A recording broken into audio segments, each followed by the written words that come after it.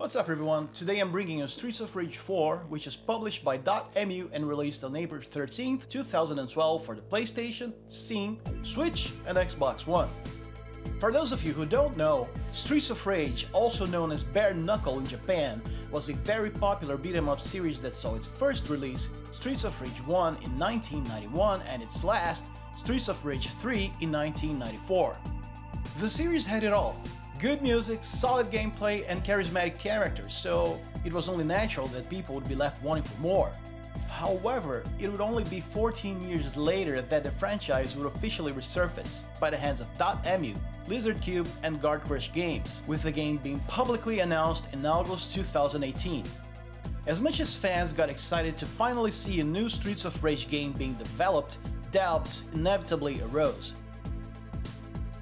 Would the game be true to its roots? Would it be as fun and solid as its predecessors, or just some quick cash grab? Well, let's find out. The story. Streets of Rage 4 takes place 10 years after the events of Streets of Rage 3, where the king of crime, Mr. X, had his ass handed to him again by Axel and his friends.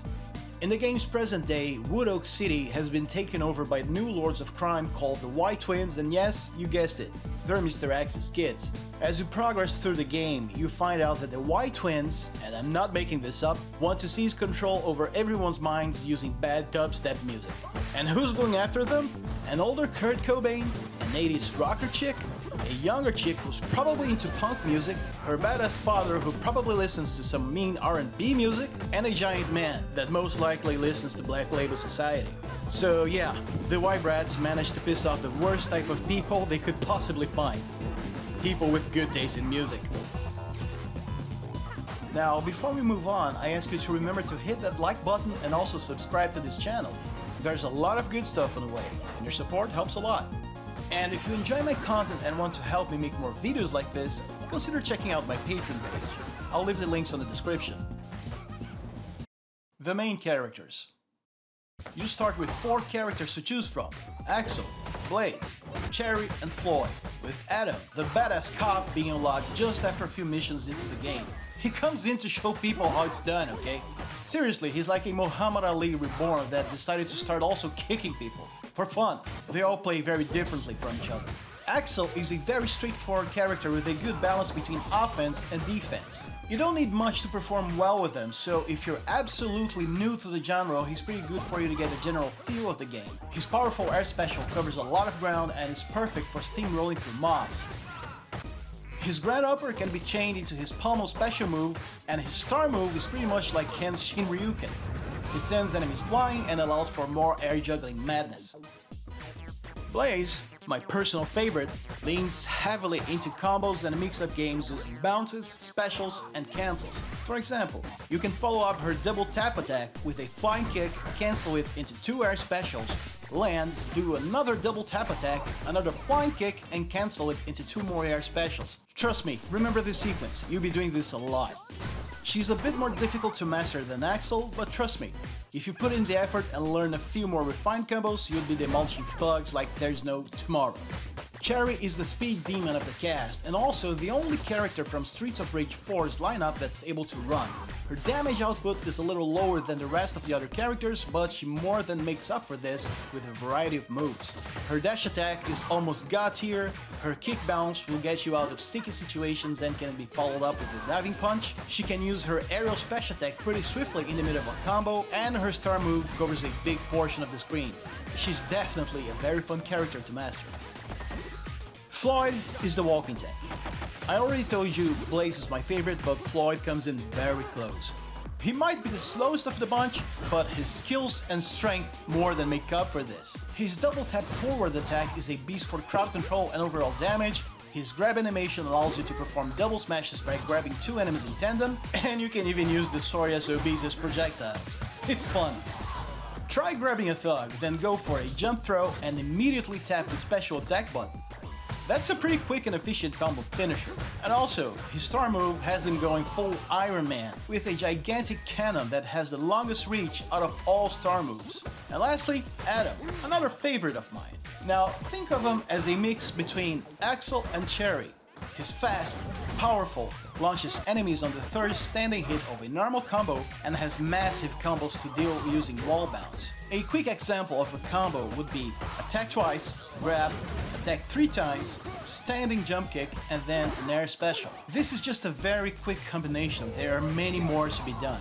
Unlockable characters. Now here's a nice touch. Whenever you reach certain thresholds in your overall score, you begin unlocking characters from all 3 previous games. I won't go into much detail about each unlockable character, but here's a quick rundown. Streets of Rage 1 characters are basically powerhouses, high damage output and high defense. If you're having trouble on the stage, try playing as Axel from Streets of Rage 1. You're gonna tear through health bars like your drunk uncle tears through booze at birthday parties. And you know what I'm talking about. Streets of Rage 2 characters are a bit of a middle ground between 1 and 3, and are more akin to Streets of Rage 4's characters in many ways. Now, Streets of Rage 3 characters are the speedsters of the retro bunch. They make for some very aggressive playing, and I particularly love playing as Shiva and Axel. They're beasts. The story mode. The story mode lasts for about an hour and a half, and it follows the game's 12 stages in a linear fashion, with the ability to quit at any time and return later. Now, this is perfect if, for example, you have to go over to your neighbor's driveway and do backflips while shouting their names. Up to 3 different saves can be made, so you can, for example, keep a save where you're practicing at a higher difficulty, and have another one where you're able to return home with at least some of your teeth and part of your guts, so you can at least kinda have dinner. You know, feeding is important. It's also worth mentioning that every stage has a little cutscene which, while not necessary, certainly adds up to the atmosphere and feel of the game. After a few rounds, you probably won't be watching them anymore, but they show that the developers really did their best to deliver a game as good as they possibly could, and I value that. Stage Select. Well, this mode is pretty much self-explanatory. It allows you to pick any stage you want. This is good if, for example, you're looking to practice a particularly difficult section for an arcade run on a higher difficulty. Arcade mode. Now this is where the real test of excellence lies. You get no continues and must beat the game in one sitting. If you really feel like testing your skills, this is the mode for you. Try going at it alone with different characters and see how far you can get with them. It's a nice way to practice, and man, it's a lot of fun. Boss Rush. In this mode, you're put into an arena where you face every single boss back to back. You get a few health power-ups in between fights, but stay on your toes. One screw-up can mean failure. Not only is this challenging, but it's also a very good way to practice strategies and learn patterns. I play this mode a lot. Arena. Like in previous Streets of Rage games, this mode enables you and another lunatic to beat the shit out of each other. I'll be honest, this isn't really my type of thing, but hey, that's just me. I played a couple of rounds to get footage for the video and it worked pretty well. The gameplay. This will always be the quintessential aspect of any action game. Good graphics and soundtrack mean nothing if the controls are not spot on. How does Streets of Rage 4 fare in this department? Well, my friends, it fares brilliantly. Double tapping, jump attacks, cancelling, back attacks, wall bounces, ground bounces, combos. Streets of Rage 4 checks all those boxes with mastery. You rarely find yourself getting screwed by the controls. I never did, and I played this game a lot. The special attacks are pretty much just as they were in Streets of Rage 2 and 3. If you press the special attack button by itself, you get a more defensive and area clearing move. Now tap forward and special and you pull a more aggressive type of attack. However, on Streets of Rage 4, you get to do aerial special attacks, and believe me, they're more useful than you think. Whether for escaping a tight spot, clearing mobs, or comboing down in thugs, they're all very useful.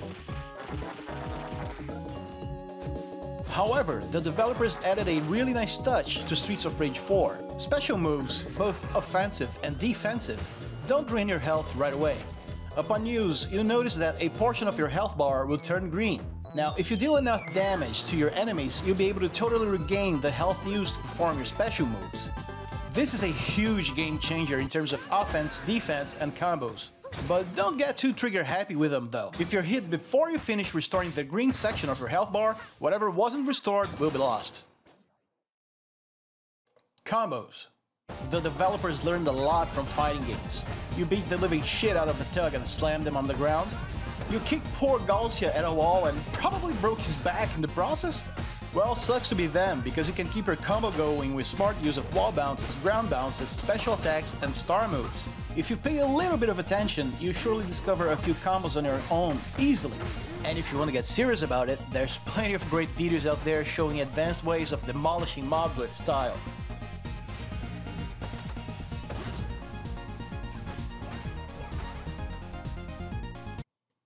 Co-op. Now, this is one of the main points that contribute to Streets of Rage 4's longevity. Back in the 16-bit days, the only way for you to play a beat 'em up with someone else would be to have them physically join you, but fortunately, nowadays, online game has pretty much become commonplace. I've lost track of how many hours I've already invested in this game's online mode, and quite frankly, I've still got a long way to go. It's always fun to hop into someone else's game after a hard day's work to relieve some stress beating virtual thugs for an hour or 7. However, if you do have the numbers, a total of 4 people can play this game in co-op locally. Ever felt like gathering your mom, dad, grandma and fighting crime? Well, don't let me keep you. And for God's sake, turn off that fucking friendly fire. It's annoying. Difficulty. Streets of Rage 4 welcomes all types of players. If you're new to the genre or gaming in general, go for easy mode. It's much more forgiving when you make mistakes. Normal mode offers a decent balance between breathing room and challenges. Now, if you're a veteran to the series or the genre, then I really recommend playing on hard and honing your skills to play on hardest. The final difficulty level, Mania, like the in-game description states, is not even remotely fair. However, even if you can't or have no interest in beating it, I recommend going a few rounds on it every now and then as a means of training. The bosses. It's easy to see that they were created to be as distinct as possible. Not only in terms of looks, but also in terms of approach. The coolest thing about the bosses is that if you put in the time, they're all learnable. Now, I'm not saying you won't get punched in the face every now and then, even when you get really good at the game. What I am saying is that the boss fights are not a matter of dumb luck alone, mindless button mashing, or one big damage race. If you pay attention and take your time to learn patterns and tells, you'll stand a very good chance, even at higher difficulties. The graphics. Streets of Rage 4 also presents itself very well on the visual side. It has big and detailed sprites, colorful scenarios, nice overlays you can turn on and off, and if you pay attention, you'll find some pretty cool Easter eggs too. Pay attention to the sewer level, let me know what you find. Now, according to the developers, every character has over 1,000 animation frames, and they were executed very elegantly. You still get that visual feel of old-school beat-em-ups, but with a whole more frames to spice it up. You get a very satisfying feel of force of impact when attacking. Try Adam's special attack and you see what I'm talking about.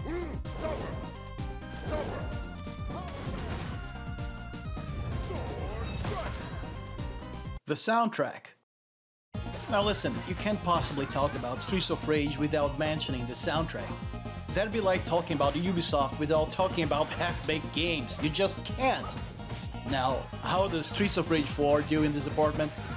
The soundtrack captures the atmosphere of the game very well, with the added bonus of having the original composer and a personal favorite of mine, Yuzo Koshiro, join the fray, and also Yoko Shimomura, who needs no introduction. However, if you don't know her, go listen to Parasite Eve 1's soundtrack. You'll be amazed. There's also a nice little addition. You can switch to Streets of Rage 2's original soundtrack at any time, and quite frankly, they still fit the bill perfectly. This and many other things help show how much the developers cared about this project. That's really nice. Closing thoughts. After all's been said and done, did Streets of Rage 4 live up to its legacy? Hell yeah, it did. I both congratulate and thank the developers for bringing such a great franchise to the modern times They sure did their homework and treated this project with a lot of respect. From cutscenes to animation frames, backgrounds, bosses, and gameplay, you can see attention to detail everywhere. Now, you heard me mention practicing quite a few times during this video, and that's because the game is so well built that it just makes you want to keep on improving. It certainly makes room for you to do so. Streets of Rage 4 elegantly rose the bar for whatever beat-em-up games we may have in the future. This is a beat-em-up game that was crafted with quality, and it has plenty of reasons for you to keep coming back again and again. I know I do. And I really hope you guys had a good time watching this, because I surely had a great time making this. So that's it for today, and if you haven't already, please remember to hit the like button and subscribe to my channel. There's more goodness on the way. See you next round.